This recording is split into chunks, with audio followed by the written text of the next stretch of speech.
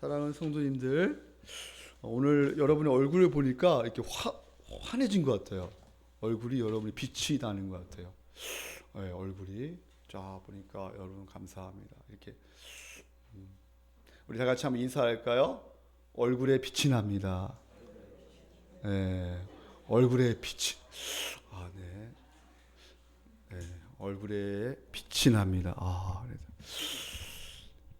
영광의 빛이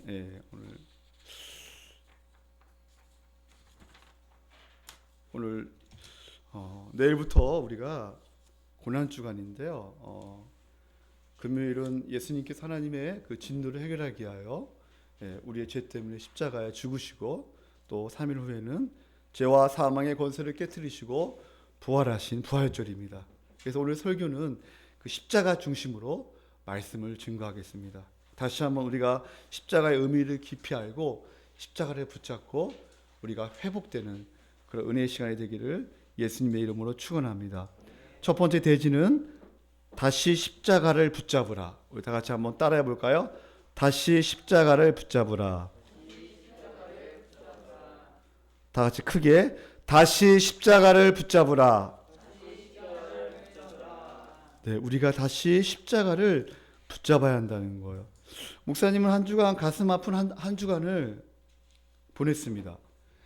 누님이 소천하신 것도 가슴이 아팠지만 그러나 더 가슴 아픈 일이 한 가지 있었습니다. 화요일날 오전 12시 정도 이 말씀을 보는데 설교를 준비하는데 한 분이 간절히 생각이 나는 거예요. 그 한 분한테 전화를 했습니다. 근데 그 집사님이 갑자기 울면서 목사님 저 병원이에요 그러는 거예요. 그분이 병원에 자주 다니는 건 아는데 울면서 그렇게 저한테 목사님 지금 병원이에요. 근데 그리고 말을 못하는 거예요. 그러면서 목사님 또 제가 수술을 해야 할 것 같아요. 항암 치료를 받고 식사도 못하고 항암 치료를 받으면서 너무 힘들게 이겨냈는데 또 병원에서 수술을 해야 한다는 말을 듣고 이 집사님이 낙심이 된 거예요.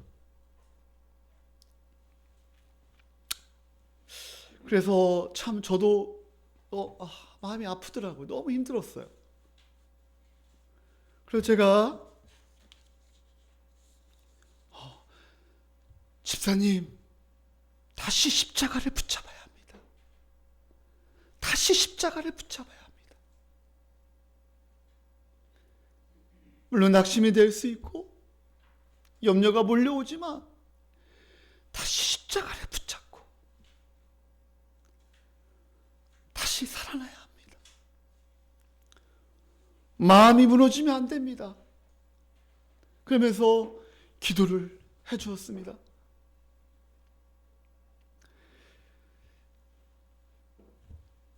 그리고 제 마음은 너무나 무너지는 거예요. 그리고 나서 제가 여기 앞에서 하나님 앞에 울면서 기도했습니다. 하나님,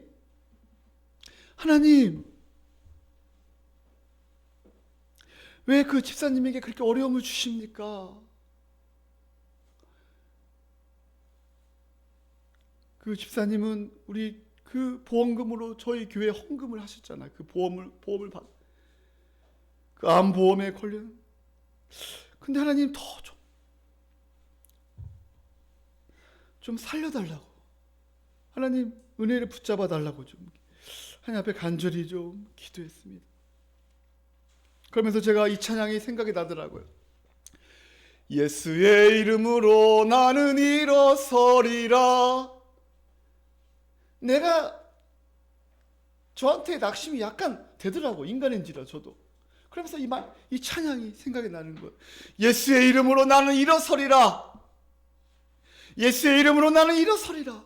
원수가 나를 향해 와도 나는 쓰러지지 않으리. 주가 주신 능력으로, 말씀의 능력으로, 성령의 능력으로 나는 일어서리라. 할렐루야. 하나님, 제가 낙심하지 않게 해주세요. 제가 주의 환경 때문에 낙심하지 않게 해주세요. 사랑하는 성도님들, 여러분 한 주간 살면서 혹시 낙심한 적이 있습니까? 염려가 몰려올 때가 있었습니까? 다시 한번 십자가를 붙잡고 회복되는 은혜의 시간이 되기를 예수님의 이름으로 축원합니다. 사랑하는 성도님들, 우리는 인생을 살면서 많은 문제들이 있습니다. 그 중에 큰 세 가지가 우리를 힘들게 할 때가 많아요. 첫 번째는 바로 물질의 문제, 이 돈의 문제, 도저히 헤어나올 수 없는 그런 돈 때문에 앞이 캄캄하고 도저히 힘들어서 포기하고 싶고, 카드로 메꾸고 그러면서 너무 힘들 때가 있어요. 이 돈 때문에. 그다음에 두 번째로 이 건강 때문에. 이 건강이 우리를 너무나 힘들 때가 있죠. 몸이 아프면 때로는 마음도 다운될 때가 있어요. 다운돼요.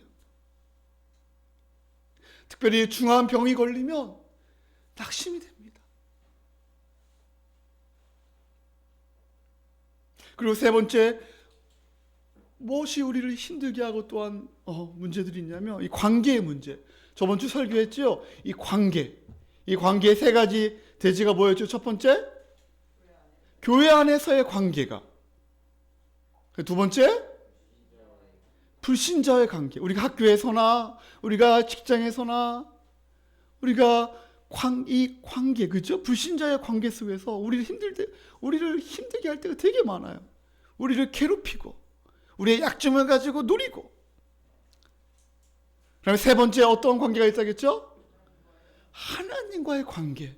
그래서 저번 주에 세 가지 관계를 가지고 마태복음 7장 1절부터 12절까지 설교를 했습니다.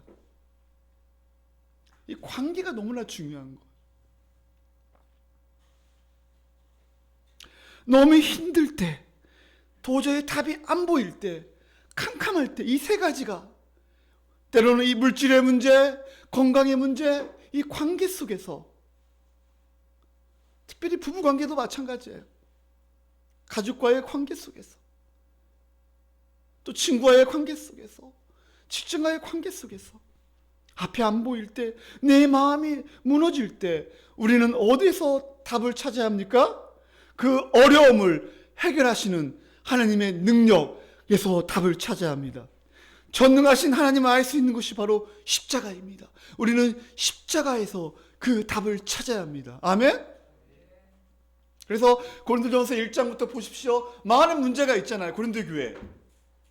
많은 문제가 있죠? 교회의 문제 있고, 또 많은 물질의 문제가 있고, 또 이 지도자의 문제가 있고, 또 음행과 우상과 결혼 문제, 이렇게 많은 문제가 있잖아요. 그런 가운데서도 오직 바로 바울은 이렇게 고백합니다. 예수 그리스도와 그 십자가에 못 박힌 것 외에는 아무것도 알지 아니하기로 내가 작정하였다. 나는 십자가에 답이 있는 줄 안다. 모든 문제의 답은 바로 십자가라는 거예요. 그런데 왜 십자가에 답이 있다고 하는가? 사랑하는 성도님들, 여러분은 요즘 무엇을 더 알기를 원하십니까? 여러분은 지금 무엇을 향하여 달려가고 있습니까? 여러분의 생각 속에는 어떠한 생각이 가득 차 있습니까? 바울은 오직 십자가만 더 알기를 원했고, 오직 십자가만을 자랑하기를 원했습니다. 바울이 이렇게 말하는 이유가 있는 거예요. 바울이 다른 것을 알고 싶지도 않고, 다른 것을 자랑하고도 싶지도 않고, 오직 나는 십자가의 그 심장이 내 안에 그 십자가만을 붙잡고 있는 거예요.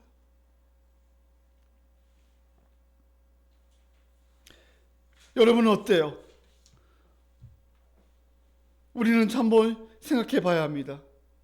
한평생 자랑하고 가치 있게 생각해서 드러내고 싶은 것이 무엇인가? 무슨 문제가 생겼을 때 우리는 무엇을 붙잡는가? 돈을 붙잡는가? 아니면 사람을 의지하는가? 아니면 환경을 바라보는가? 그러므로 우리는 십자가의 이 중심성, 우리는 십자가에서 답을 찾아야 합니다. 그러나 십자가가 마땅히 있어야 할 중심 자리에서 밀려나고 있지 않는지 한번 생각해 보세요. 십자가가 우리 중심에 있어야 하는데 혹시나 한 구석이 있지 않는가? 원 포커스에 두지 않고 자꾸만 구석에 밀려나고 있지는 않는가?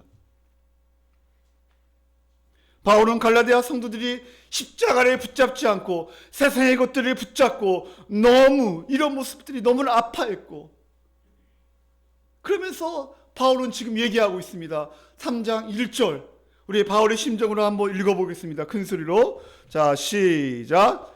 어리석도다 갈라디아 사람들아, 예수 그리스도께서 십자가에 못 박히신 것이 너희 앞에 밝히 보이거늘 누가 너희를 꾀더냐? 어리석도다 갈라디아 사람들아.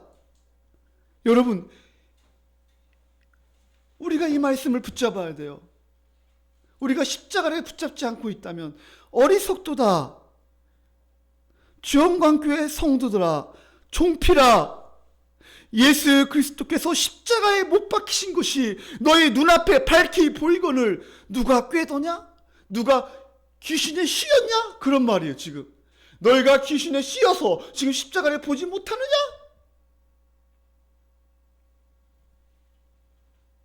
지금 누가 너희를 꾀더냐? 돈이냐? 안락함이냐? 세상의 염려냐? 갈라디아서는 특별히 세 가지를 보고 있습니다. 따라할까요? 율법주의. 지금 꿰는 게 세 가지가 있어요. 율법주의. 두 번째로 바로 이 기복주의. 기복주의는 돈과 깊은 관련이 있습니다. 그리고 세 번째 바로 무엇과? 인본주의. 인간 중심. 나의 중심. 이 세 가지가 꿰고 있습니다. 지금 갈라디아 성도들, 갈라디아 교회에게 지금 꿰고 있는 거예요. 그러면서 1장부터 6장까지 이것을 쭉 얘기하고 있는 거예요. 너희가 십자가를 붙잡고 있느냐? 아니면 율법주의와 너희가 인본주의와 그리고 기복주의, 돈을 붙잡고 있느냐? 너희 눈앞에 무엇이 있느냐 지금? 여러분, 저를 보십시오. 가장 큰 복이 뭔 줄 알아요? 예수 그리스도와 일직선이 있는 거예요. 근데 이 앞에 내 눈앞에 뭐가 가려 있어요. 그럼 예수 그리스도가 보이지 않아요. 십자가 보이지 않아요. 그게 뭐예요? 율법주의, 돈. 내 자신이 있으면 보이지 않아요. 앞이 보이지 않아요. 십자가가 보이지 않아요. 근데 예수님께서는 이 모든 걸 다 허시고 우리와 어떻게 했어요? 연합시키셨잖아요. 한 몸 되게 하셨어. 그럼에도 불구하고 이 세 가지는 우리를 끊임없이 우리를 하나님과 떨어지게 만듭니다. 그 배후에는 사탄의 역사가 있습니다.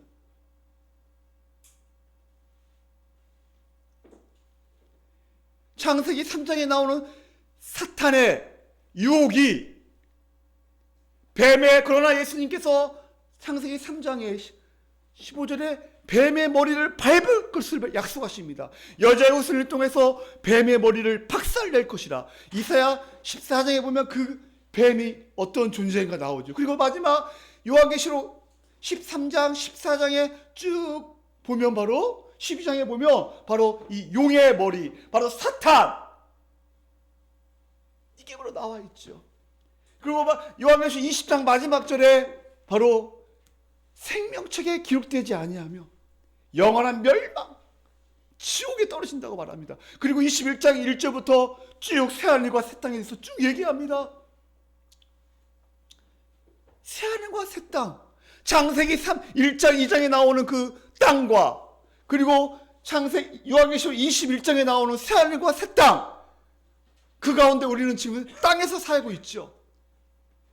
우리가 죽고 예수님이 재림하시면 우리는 붕 떠서 어디에 가는 게 아니고 새하늘과 새 땅, 우리는 여기에서 영원히 사는 것입니다. 할렐루야. 네. 여러분, 그러나 이것을 꿰는 게 바로 이 율법의 행위와 이 돈과 이 인본주의입니다. 2절을 한번 읽어볼까요? 2절 우리 다 같이 한번 읽어보겠습니다. 시작. 내가 너에게서 다만 이것을 알려하오니 너희가 성령을 받은 것이 율법의 행위로냐 혹은 듣고 믿음으로냐. 바로 율법의 행위가 나오죠. 성령을 너희가 받은 것이 율법의 행위로냐 아니면 믿음으로 너희가 성령을 받았느냐. 여러분, 성령을 우리가 무엇으로 받았습니까? 믿음으로 받았지요. 율법의 행위가 아니죠. 자기 의가 아니죠. 믿음으로 성령을 받았습니다. 물론 성령이 역사해야 우리가 예수 그리스도를 믿을 수가 있습니다. 뒤에 갈라디아서 5장에 보면 쭉 나오죠. 성령께서 역사하셔야 우리가 예수 그리스도를 믿을 수 있습니다. 그러나 우리가 예수 그리스도를 믿을 때 성령께서 역사하십니다. 할렐루야. 그러므로 성령은 믿음으로 받는 거예요. 행위가 아니에요. 3절 우리 양수 형제가 읽어볼까요? 너희가 이같이 어리석으냐 성령으로 시작하였다가 이제는 육체로 마치겠느냐. 어리석으냐 너희가 성령으로 시작하였다가 이제는 육체로 마치겠느냐? 여기서 성령으로 시작했다는 건 뭐예요? 믿음으로 시작했다가 너희가 이제 율법의 행위로 마치겠느냐?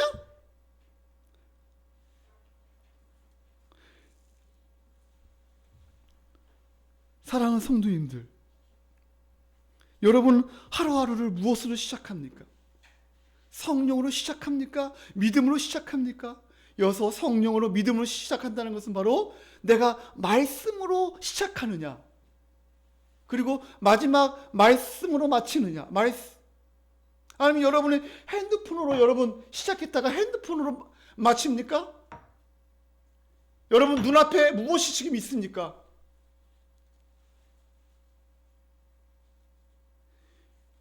성령으로 시작했는데 육체로 마치겠느냐? 지금 꾸짖고 있는 거예요. 너희가 지금 너의 시선이 어디에 있느냐? 원 포커스냐 아니면 투 포커스냐? 갈라디아서는 세 가지 포커스죠. 그죠? 쓰리 포커스죠. 율법주의와 그 다음에 돈과 그 다음에 인본주의. 이 세 가지 포커스가.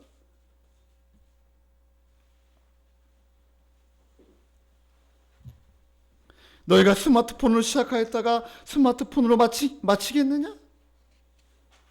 너희가 돈으로 시작하였다가 돈으로 마치겠느냐? 하루하루를 너희가 염려 가운데 아니면 바쁨과 그런 가운데 시작하였다가 마지막도 그렇게 마치겠느냐? 지금 하나님께서 우리에게 지금 꾸짖고 있는 거예요. 너 하루를 어떻게 살아가고 있느냐? 기도로 시작하였다가 기도로 마치고 있느냐? 오늘 저에게 주시는 말씀이에요. 이 말씀은 어떻게 시작해서 어떻게 하루를 마치냐? 일주일을 어떻게 주일을 시작하여 어떻게 마치느냐? 너의 1년을 어떻게 시작하여 어떻게 마치고 있느냐?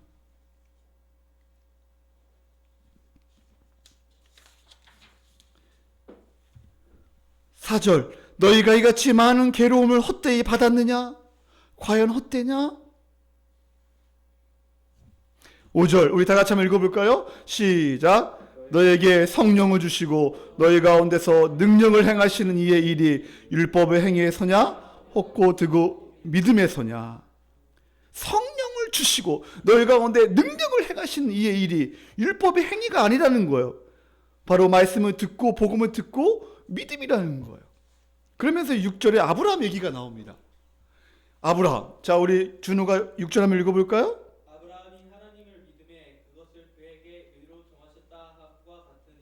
아멘. 아브라함이 하나님을 믿음에 그것을 그에게 의로 정하셨다 함과 같으니라. 아브라함이 하나님을 믿었다는 거예요. 물론 하나님께서 믿게 해 주셔야 물론 믿을 수 있죠. 그래서 6절에서 아브라함 이야기가 왜 나오는가 여기에서. 그러면서 성령과 아브라함과 깊은 관련이 있다는 거예요. 성령이 오신 것은 아브라함의 복이 성취되는 것이기 때문이에요. 믿음으로 말미암은 자들이 아브라함의 후손이라는 거예요. 성경 전체 하나님의 경륜을 볼 때 아브라함 이야기가 너무나 중요합니다. 아브라함과 그 아브라함께서 하나님께 약속하신 세 가지가 뭐죠? 땅을 주겠다. 두 번째, 자손을 주겠다. 세 번째, 예? 예, 통치하겠다. 그죠? 근데 봐보세요. 그 씨는 복수예요, 단수예요? 탄수예요. 그 씨가 누구예요? 예수 그리스도예요. 갈라디아서 3장 뒤에 보면 쭉 나와요. 예수 그리스도다. 그 씨가. 그 다음에 바로 이 통치 있잖아. 이 통치. 이것은 바로 성령께서, 여러분, 성령께서 우리에게 하는 역할이 뭐죠? 요한복음 14장에 보면 성령의 역할이 나와요. 성령께서 우리를 어떻게 해요? 임마누엘, 통치하신다는 거예요. 우리 함께 하신다는 거예요. 14장, 15장, 16장에 보면 계속 성령의 역할이 쭉 나와요. 임마누엘, 내가 너를 고와 같이 버려주지 아니하고 내가 너와 함께 하리라. 그 다음에 카운셀러, 내가 너를 위로하고, 그 다음에 하나님 돌보시고 가르치시고 쭉 나오잖아요. 헬퍼, 도우시며 쭉 나오는데, 여러분 8절에 보십시오. 8절에 보면 또 하나님이 이방을 믿음으로 말미암아 의로 정하신 것을 성경이 미리 알고 먼저 아브라함에게 복음을 전하되 모든 이방인이 너로 말미암아 복을 받으리라 하였느니라.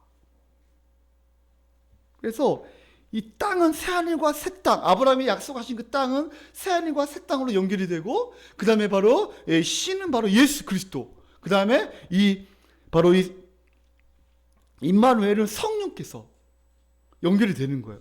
성령님이 인치시고 보증하시고, 너는 내 거야. 내가 너를 책임져 줄게. 내가 너와 함께 끝까지 보호해 줄게. 요한복음 14장에 보면 바로 제자들이 두려워하잖아요. 염려하잖아요. 예수님 죽으면 어떻게 해요?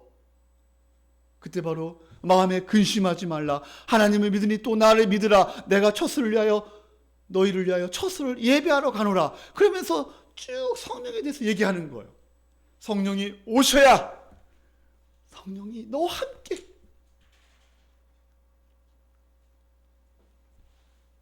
사랑하는 성도, 유대인들은 성령은요, 이방인들은 절대로 받을 수 없다고 생각했어요. 그런데 이방인들에게 성령이 오시는 것을 보고 유대 신자들이 깜짝 놀랍니다. 우리 한번 볼까요? 사도행전 10장을 한번 봐보세요. 사도행전 10장으로 가보면 이 성령이 역사가 놀랍습니다. 여러분, 이 베드로가 설교를 합니다.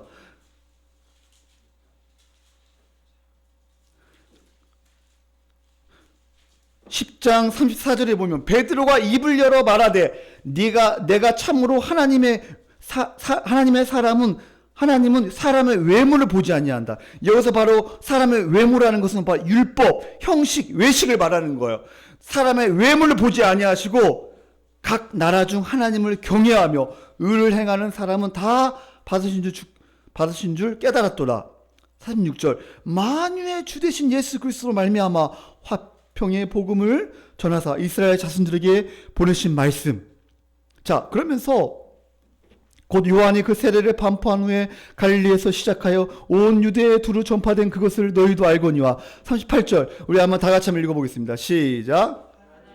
나사렛 예수에게 성령과 능력을 기름 붓듯 하셨음에 그가 두루 다니시며 선한 일을 행하시고 마귀에게 눌린 모든 사람을 고치셨으니 이는 하나님이 함께 하셨음이니라. 아멘. 그리고 39절에 우리는 유대인의 땅과 예루살렘에서 그가 행하신 모든 일의 증인이라. 그들이 나무 위에 달려 죽였으나. 40절 다 같이 읽어볼까요? 시작. 하나님이 사흘 만에 다시 살리사 나타내시되. 41절 모든 백성에게 하신 것이 아니요 오직 미리 택하신 증인 곧 죽은 자 가운데서 부활하신 후 그를 모시고 음식을 먹 우리에게 하신 것이라. 아멘. 그러면서 42절 우리에게 명하사 백성에게 전도하되 하나님이 살아있는 자와 죽은 자의 재판장으로 정하신 자가 곧 이 사람인 것을 증언하게 하셨고 그에 대하여 모든 선지자도 증언하되 그를 믿는 사람들이 다 그의 이름을 힘입어 죄사함을 받는다 하였느니라. 그러면서 베드로가 이 말을 할 때 44절에 성령이 말씀 듣는 모든 사람에게 내려오시니. 45절 우리 다 같이 한번 읽어보겠습니다. 시작. 베드로와 함께 온 할례 받은 신자들이 이방인들에게도 성령을 부어주심으로 말미암아 놀라는. 아멘. 성령이 부어지는데 놀라는 거예요. 원문에 보니까 제정신이 아니에요. 지금 막 성령을 부어주시는데 막 이방인들에게. 근데 누가 그것을 약속했어요? 하나님께서 아브라함을 통해서 약속하신 거예요. 그러므로 성령이 갈라디아 3장 다시 가보세요. 이 성령이 오시는 것은 이 종말론적인 선물이었기에 성령 충만한 삶을 살 때 바로 누리며 사는 거예요. 그래서 성령으로 살라는 것은 성령 충만을 따라할까요? 믿음 충만, 말씀 충만, 다 같은 의미예요. 그리고 바로 사랑하라, 용서하라, 은혜 충만. 사랑하는 성도님들, 우리가 믿음으로 성령 충만함으로 십자가를 붙잡고, 여러분 정말 우리 앞에 날마다 놓여 있는 많은 어려움이 있고 돈의 문제가 있고 또 바쁘고 또 염려가 때로는 몰려오고 때로는 율법주의, 이 형식적인 이런 것들이 나를 힘들게 하고 때로는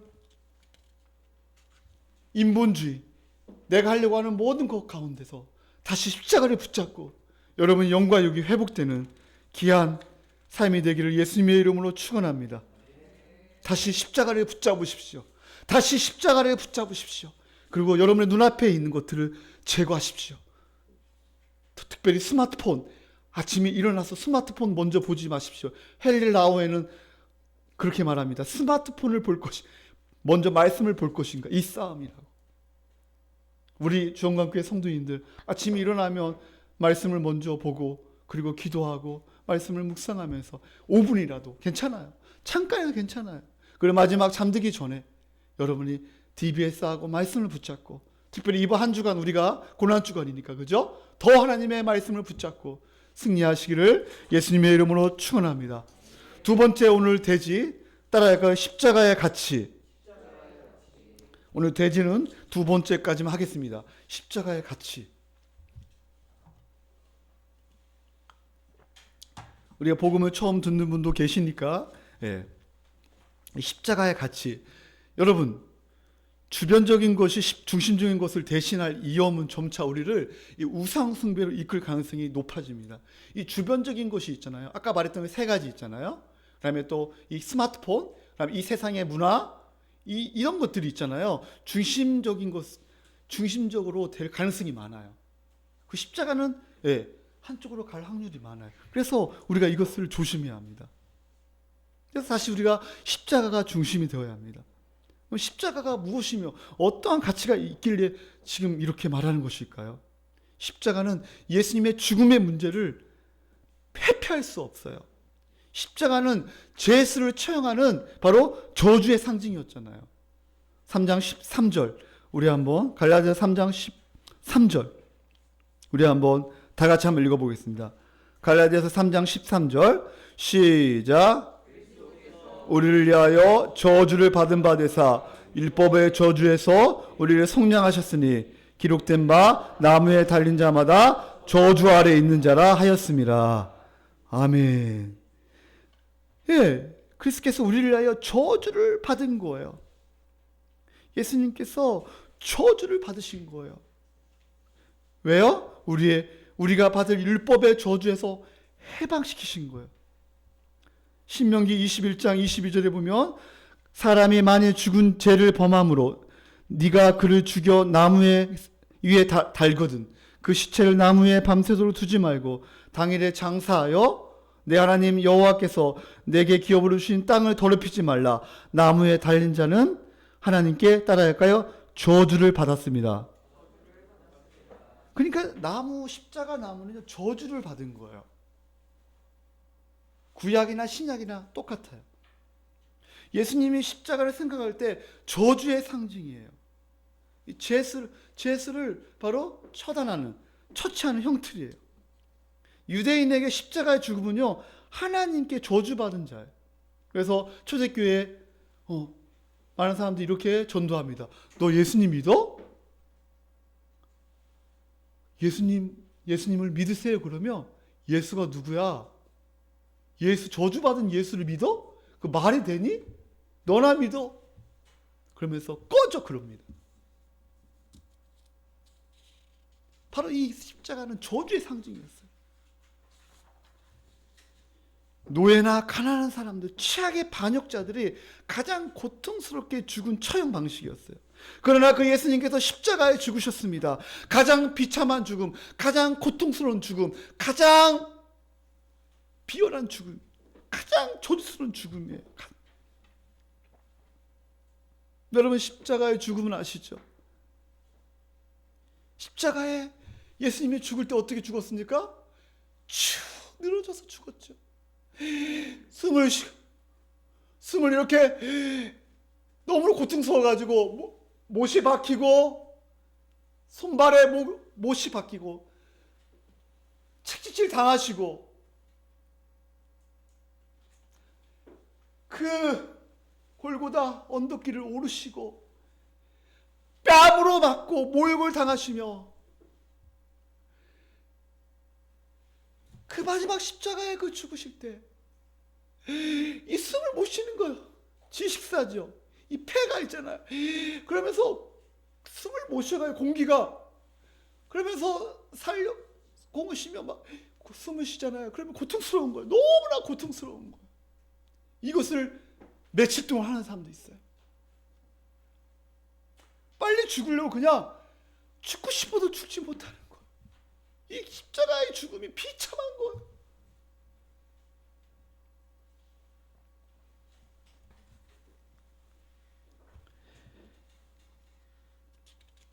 사랑하는 성도님들, 배신과 거짓 증언에 십자가 선고를 당하시고 눈이 가려진 채 구타를 당하시고 채찍질에 맞으시고 한번 갈키며 막 살집이 떨어집니다. 이 엄청난 이 채찍에 맞으셨습니다. 바로 누구 때문에? 바로 우리의 죄 때문에 하나님의 진노를 해결하기 위하여. 그러나 더 고통스러운 것은 바로 뭔지 알아요? 바로 버림받는 거예요. 아버지께 버림받는 게 더 고통스러운 거예요. 영적인 고통이에요.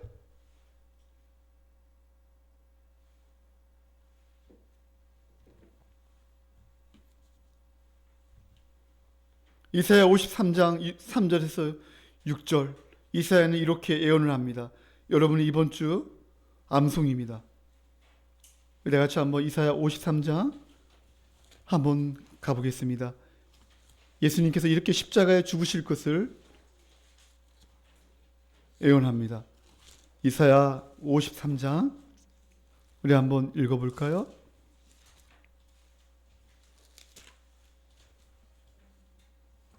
(53장) 3절부터 6절까지 교독하시겠습니다. 그는 멸시를 받아 사람들에게 버림받았으나 강고를 많이 겪었으며 진리고를 아는 자라 마치 사람들이 그에게 얼굴을 가리운 것 같이 멸시를 당하였고 우리도 그를 귀히 여기지 아니하였도다.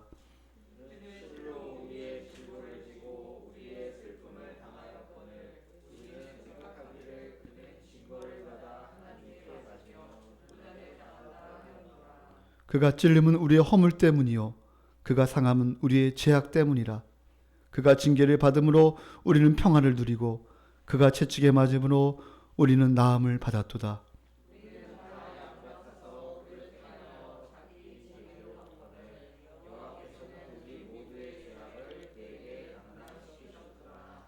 아멘. 10절에 보면 속건 제물로 예수님께서는 그렇게 화목 제물로 또 번제로 5대 제사, 여러분 다 우리가 설교했잖아요. 그죠? 설교 듣고 했잖아요. 5대 제사, 모든 번제와 모든 속죄제와 모든 속건제와 모든 화목제, 모든 것을 예수님께서 그렇게 죽으셨습니다.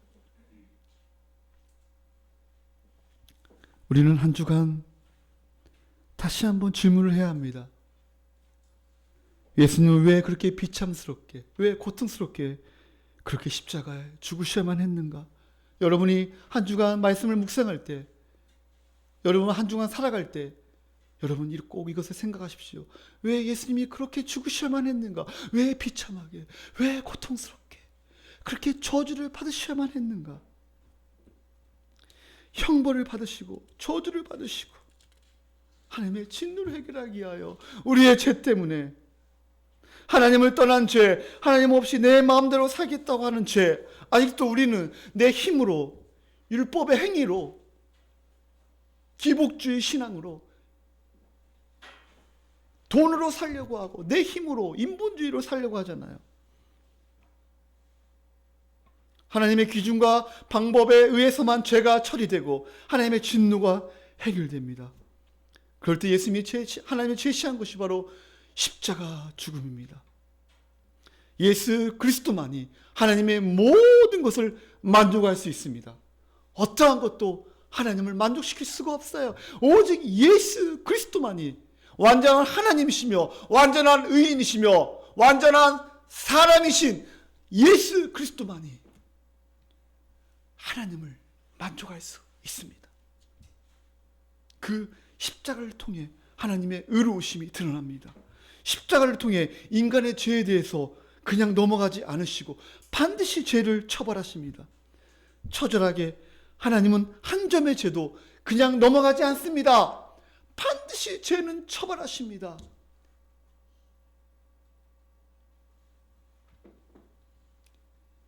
그 창세기 2장에 나오는 그 행위 언약,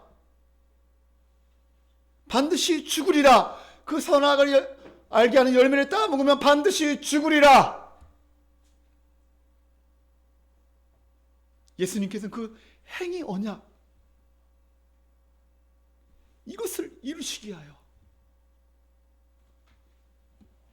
이 성취하시기 위하여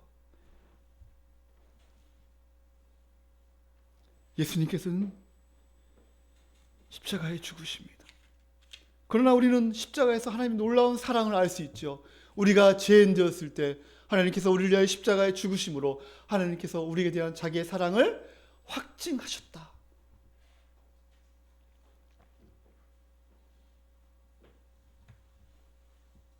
여러분, 우리의 죄가 얼마나 끔찍한가.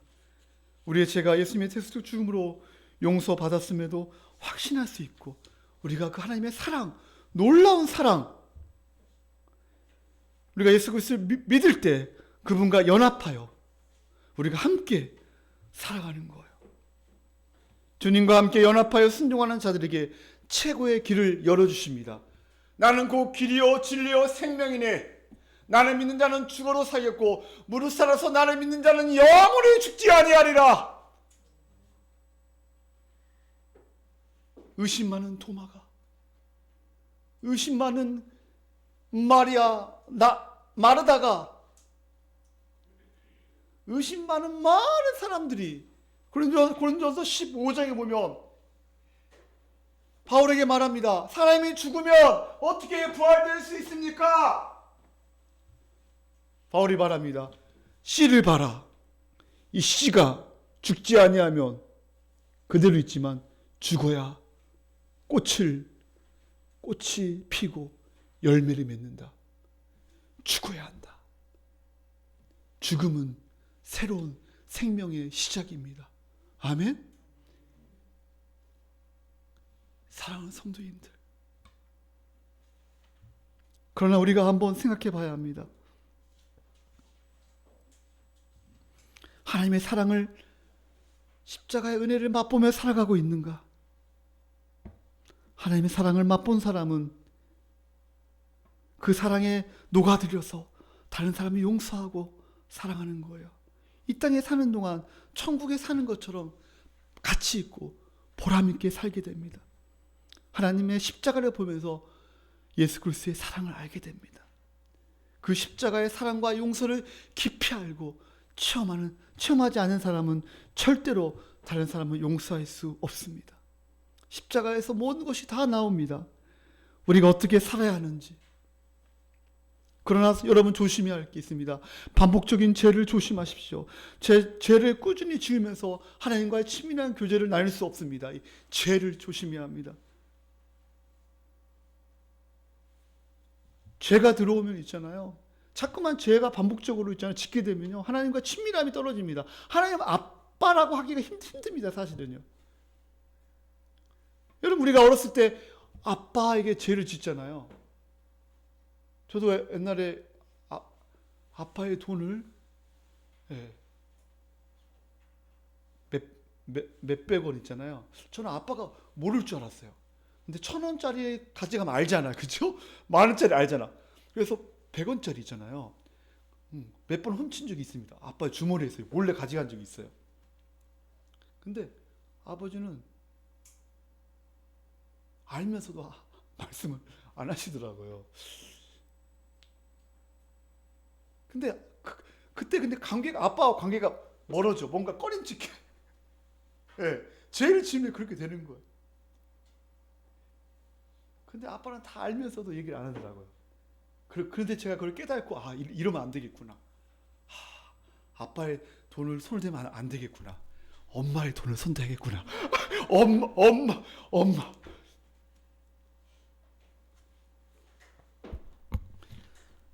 사랑하는 성도님들, 이 죄를 지으면 친밀함이 떨어집니다. 잃어버립니다. 그 죄를 지으면서 꾸준히 하나님과 친밀한 관계를 맺을 수가 없습니다. 기도를 못합니다. 정죄의식에 빠지게 됩니다. 하나님이 나를 도우시겠는가? 하나님이 나를 사랑하시는가? 내가 이렇게 더러운데? 내가 이렇게 보잘것없는데? 그래서 어느 날 낙심한 자가 되어서 영적 우울증에 빠질 때가 있어요. 내가 뭔가? 나 지금 잘 살고 있는가? 이럴 때 중요한 게 붙잡아야 할 게 바로 뭐예요? 십자가를 붙잡아야 돼요. 그리고 회개해야 합니다. 이 모든 것을 극복하는 가장 중요한 수단이 바로 십자가를 붙잡고 회개하는 겁니다. 회개는 주님의 십자가를 바라보는 거예요. 회개하는 사람은 예수님의 십자가 앞에 다시 서게 됩니다. 주님의 피를 바라보고 저를 용서해 주세요. 다 용서받았으나 아무것도 용서받지 않는 것처럼 십자가를 달려가야 합니다. 그리고 엎드리고 그 은총을 기대하는 거예요. 그래서 우리가 주일날 가장 중요한 거예요. 여러분 그냥 오지 마십시오. 주일날 그냥 오지 마십시오. 십자가의 보혈의 피를 의지하여 주님 앞에 나아가십시오. 할렐루야. 그래서 정말로 회개해야 합니다. 예배 드리기 전에 회개의 역사가 일어나야 합니다. 나의 죄를 용서하여 주시옵소서. 고개를 들 수 없을 정도로 죄를 지었나이다. 예수님의 보혈의 피를 의지합니다. 하나님의 은혜가 아니면 한순간도 살아갈 수 없습니다. 그때 예수님께서 나는 너의 죄를 다 알고 있다. 그리고 우리가 예수님과 고백하고 죄를 회개하고 그러면 사실 친밀함이 회복되는 거예요. 아빠라고 부를 수 있는 거예요. 정죄의식에서 나오는 거예요. 네 아픔과 네 짐과 염려를 다 알고 있다. 이제부터는 나만을 의지하고 나에게 맡기라. 돈을 의지하지 말라. 돈 때문에 염려하지 말라. 네 혼자 하려고 하지 마라. 네가 무엇을 하려고 네 힘으로 해가지고 네 앞에 나오려고 하지 마라. 율법주의로 나오지 말라는 거예요.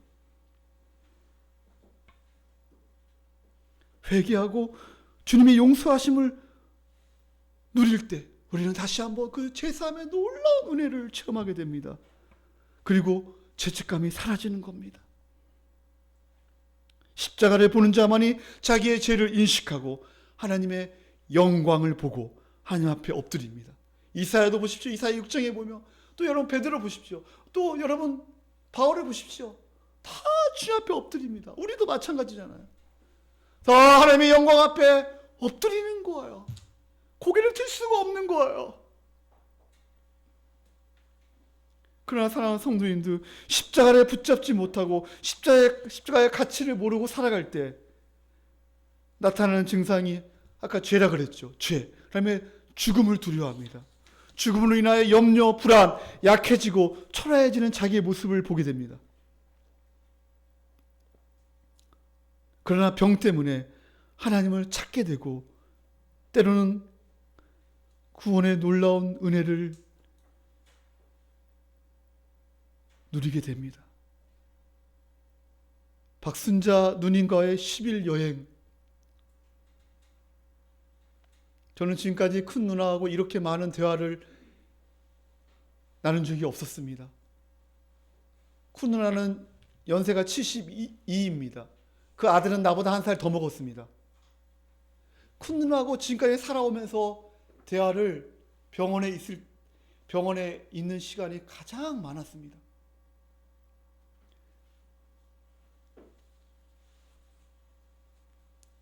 그 시어머니, 그 고모는 무당입니다.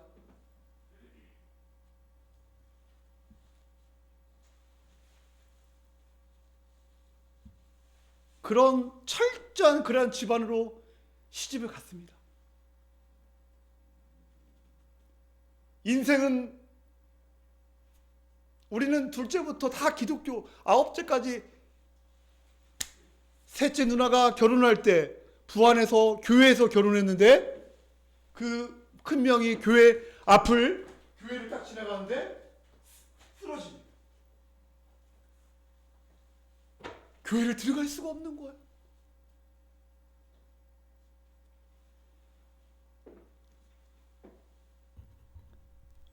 저번 주 19일 날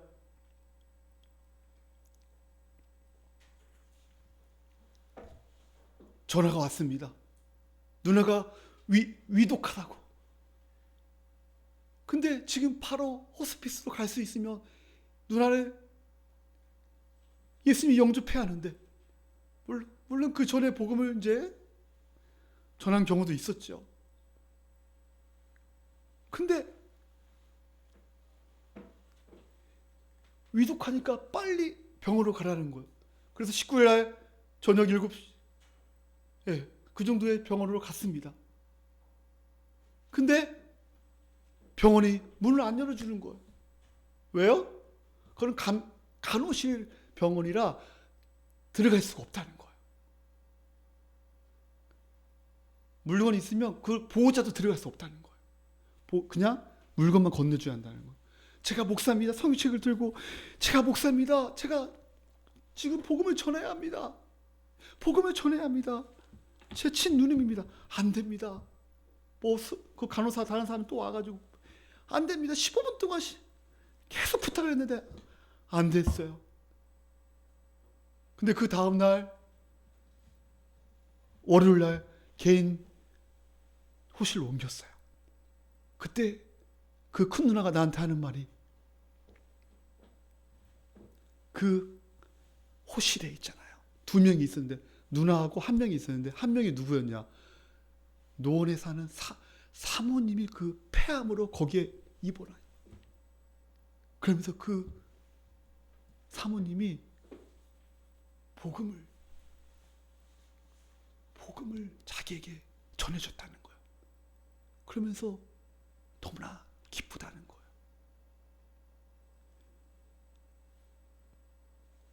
하나님께서 미리 다 보내주시고 하나님께서 복음을 증거, 또 월요일에 가서 또 복음을 증거했죠. 그리고 예수님을 정말로 믿고 싶다고, 예수님을 정말로 믿고 싶다고, 그 어린아이 같은 순수한 마음. 그러면서 주 예수님, 저는 주님을 믿고 싶습니다. 그러면서 창조, 타락, 그 십자가, 부활, 재림에 대해서 갈 때마다 이 복음을 증거했습니다.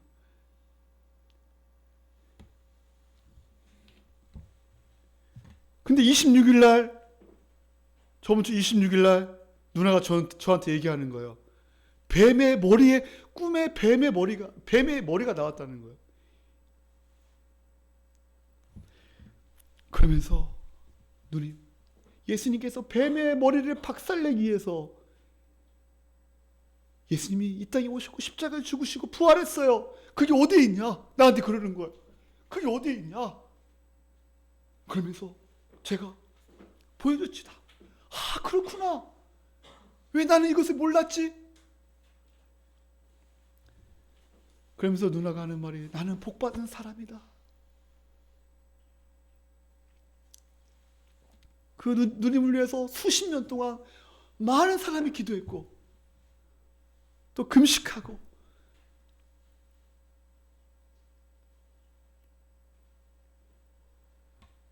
그리고 29일 날 제가 오늘 본문 말씀을 설교를 그대로 십자가 복음을 전했습니다. 이 설교를 거의 그대로 제가 설교를 했습니다. 누님은 그때 마지막 이제 의식 복음을 전했습니다.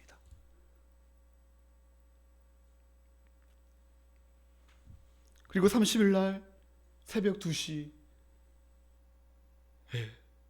소천하셨습니다. 더 놀라운 사실은 아침에 제가 기도하고 목요일 아침에 제가 창골 공원에 갔는데 보통 보면 트로트나 막 틀어놓고 사람들이 이렇게 하잖아요. 막 듣기도 하고 이렇게 보통 이렇게 듣고 이렇게 막 하는데 어떤 아저씨가 찬송을 부르는 거예요. 그 찬송이 무엇인가? 찬송가 492장을 부르고 있는 거예요. 핸드폰을 딱 들고 492장을 딱 여러분 492장을 펴보세요.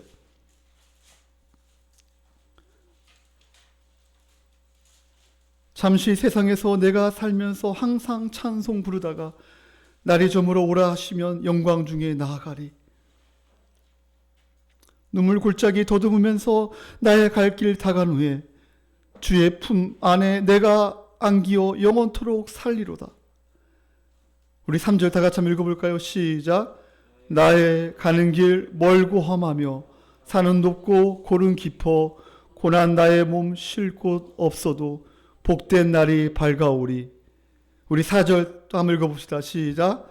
한숨 가시고 죽음 없는 날 사모하며 기다리니 내가 그리던 주를 배울 때 나의 기쁨 넘치리라. 할렐루야. 열린 천국문 내가 들어가 하늘 문을 열어놓고 세상 짐을 내려놓고 빛난 면류관 받아 쓰고서 주와 함께 길이 살리. 이 찬송이 울리기 퍼지기 시작하는 거예요. 그 창골 공원에서 하나님의 그 위로하심 그리고 하나님께서 누님을 봐주셨다는 그런 확신이 제 안에 드는 거예요. 그러면서 와서 또 엎드립니다.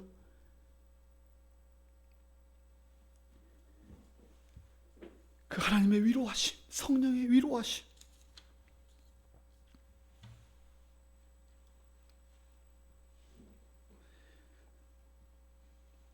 우리 시간 다 같이 한번 마지막으로 우리 십자가를 좀 붙잡고 여러분 십자가의 가치를 깊이 알고 다시 한번 여러분이 다시 한번 여러분의 많은 어려움과 고통이 있죠. 많은 문제가 있죠.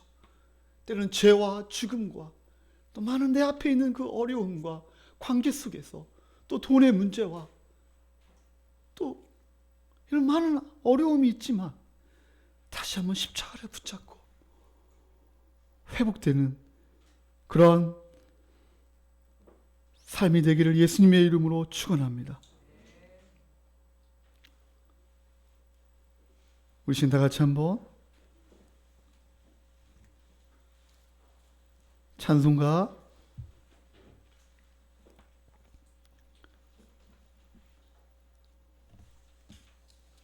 492장 마지막 부르고 기도하고 마치겠습니다.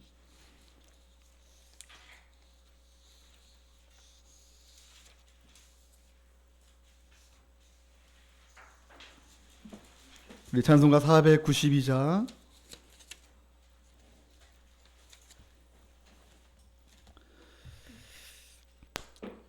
우리 3절 4절 우리 한번 나의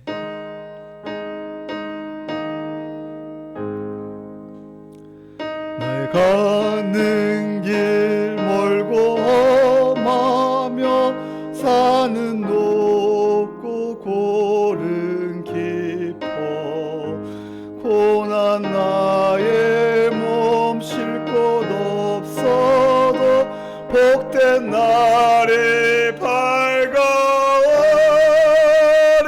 열린 천국문 내가 들어가 세상 짐을 내려놓고 빛난 면류가 받아 쓰고서 주와 함께 길에 살리 한숨 쉬고 죽음 없는 날 사모하며 기다리니 내가 그리던 주를 배울 때 나의 기쁨 넘치리라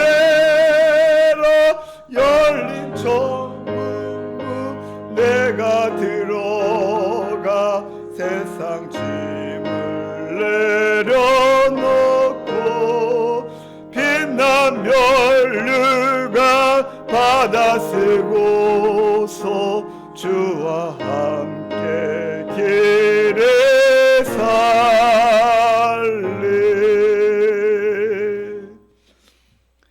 기도하시겠습니다. 우리 십자가를 다시 붙잡읍시다.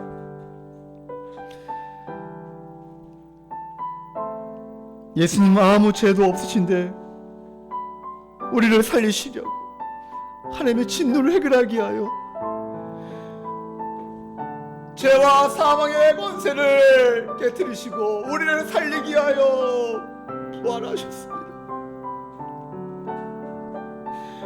그리고 예수님은 부활 전에 십자가에서 배신과 거짓 증언에 의한 십자가의 사형 선물을 받으셨죠. 눈이 가린 죄의 구타를 당하시고 발가벗김을 당하고 책찍을 당하시고 책찍질은 살을 뜯어내는 것이기 때문에 참혹한 형벌입니다. 조롱의 홍포를 입으시고 가시관을 쓰시고 깊은 가시가 머리에 박혀서 계속 피를 계속 흘리셨습니다. 십자가에서 고통의 시간을 겪으셨죠. 그러나 더 육체적 고통보다 더 비교할 수 없는 고통은 정신적 영적 고통이죠. 사랑하는 성도님들, 여러분의 눈앞에 무엇이 보입니까? 어리석도다 갈라디아 사람들아, 너희가 귀신에 쓰였느냐? 왜 너희 앞에 십자가가 보이지 않고 돈이 보이느냐? 무엇을 행위를 통하여 내 앞에 나아가려고 하느냐? 왜 너의 중심과 너의 고집과 너의 경험과 그것을 내려놓지 못하고 왜 네가 하려고 하느냐? 성령으로 시작하였다가 육체로 마치겠느냐? 성령으로 시작하였다가 육체로 마치겠느냐? 우리가 하루하루 어떻게 살아가고 있습니까?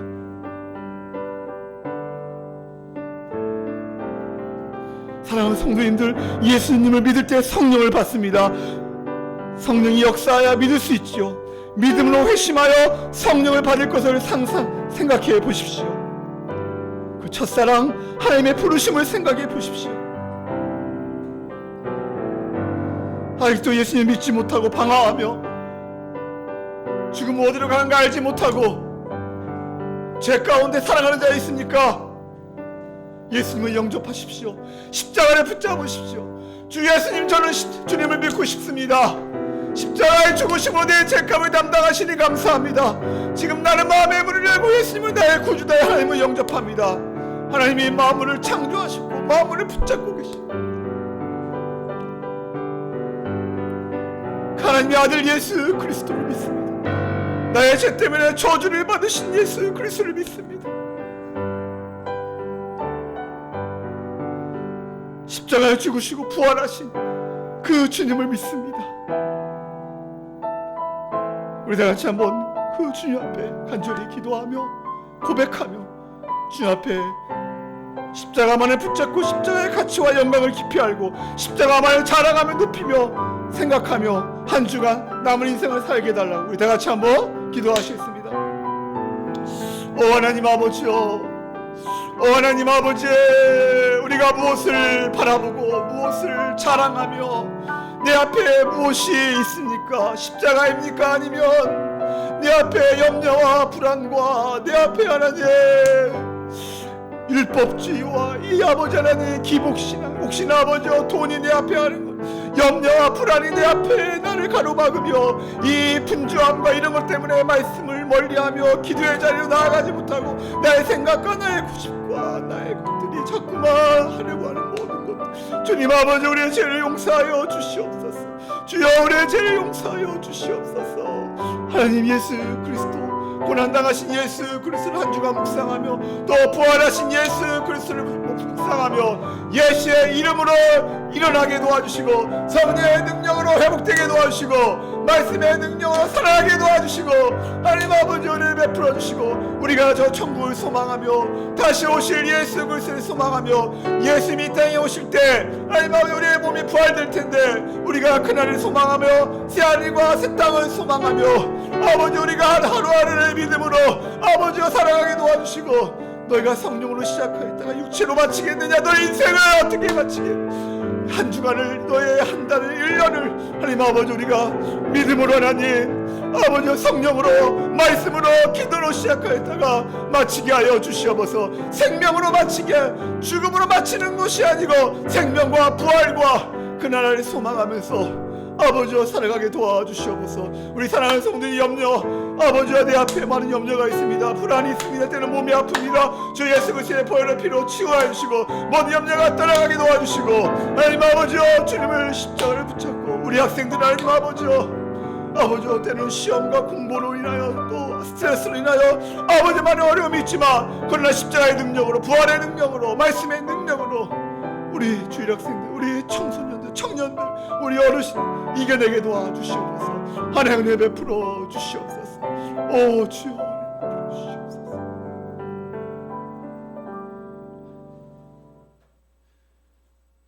어리석도다 갈라디아 사람들아 너희 앞에 십자가가 보이거늘 어찌하여 율법주의와 인본주의와 돈으로 인하여 어찌하여 너희들이 십자가를 보지 못하느냐?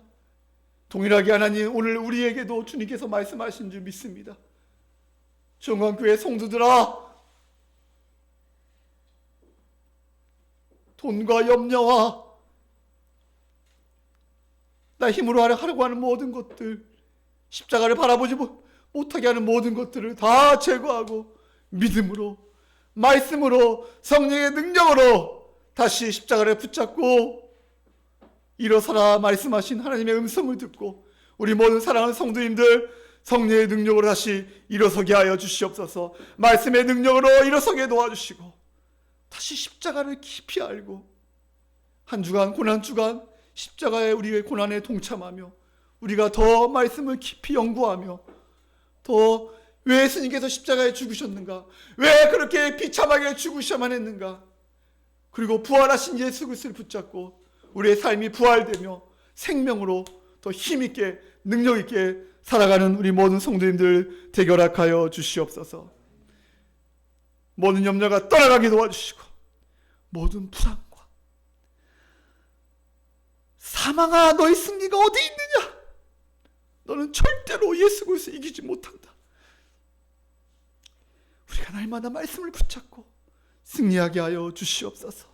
이제는 우리를 위하여 십자가에 죽으신 예수님의 은혜와 하나님의 그 크신 사랑과 성령님의 감화 감동 충만 역사 위로하심이 우리 사랑하는 성도들 심령과 가정과 자녀 위에 중앙교회와 이 나라 이 민족 위에 지금부터 영원까지 함께 있을지어다. 아멘.